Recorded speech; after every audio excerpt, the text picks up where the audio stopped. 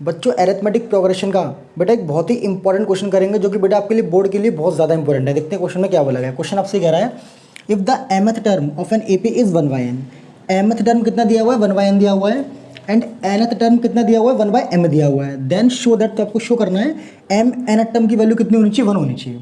अब पहले हम क्या मानेंगे, मान लेंगे मैं लेट कर लूँगा, let the first term be a. First term को बेटा मैं ए मान लूँगा एंड द कॉमन डिफरेंस, और बेटा कॉमन डिफरेंस को मैं क्या मान लूँगा डी मान लूँगा। क्या मान लूँगा बेटा मैं कॉमन डिफरेंस को, एंड द कॉमन डिफरेंस भी मैं इसको डी मान लेता हूँ।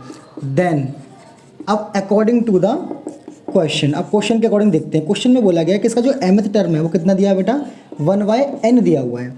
अगर मैं इसको थोड़ा इसकी वैल्यू लिखूंगा तो उसका फॉर्मूला क्या होता है a plus m minus 1 into में d और इज इक्वल्स टू 1/n। इसको बोल दूंगा बेटा पहली इक्वेशन। आगे वो कह रहा है इसका जो nth टर्म है वो कितना दिया हुआ 1/n दिया हुआ है, तो जो nth टर्म है वो कितना दिया हुआ है बेटा इसका वो 1/m दिया हुआ है। इसका फॉर्मूला अप्लाई करूँगा तो क्या हो जाएगा बेटा a plus n minus 1 into में d is equals to 1/m। ये बेटा हमारे पास क्या है, हमने इसको दूसरी इक्वेशन मान लिया। अब क्या करना है, इसमें से a और d निकालेंगे, उसके बाद से सॉल्व करेंगे। मैं बेटा क्या करता हूँ, पहली इक्वेशन में से दूसरी इक्वेशन को माइनस कर देता हूँ। बिल्कुल ध्यान से देखिएगा, बहुत आसान क्वेश्चन है ये।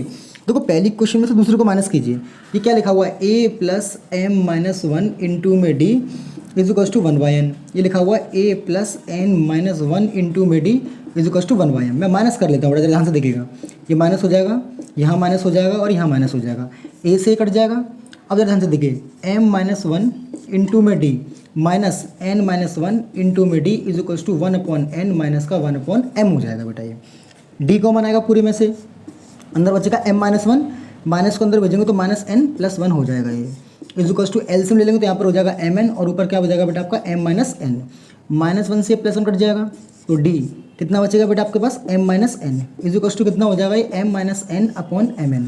इस mn से ये mn कट जाएगा तो यहाँ से d कितना मिल जाएगा बेटा मुझे 1/mn मुझे मिल जाएगा, d मिल गया बेटा यहाँ से मुझे।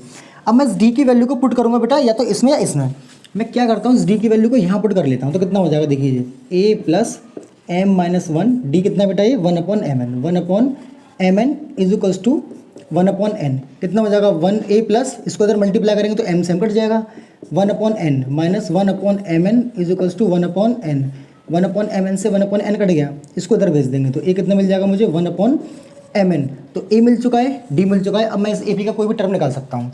मुझे क्या निकालना है जरा ध्यान से देखिएगा, मुझे चाहिए ये चाहिए ये। अब जरा ध्यान से देखना पड़ा, बिल्कुल मुझे चाहिए ये a m n, तो ये क्या हो जाएगा बेटा आपका a plus mn minus 1 into में d।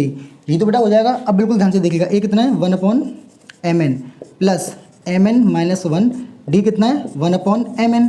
अब इसको अंदर मल्टीप्लाई कर लेंगे, ये कितना हो जाएगा 1/mn।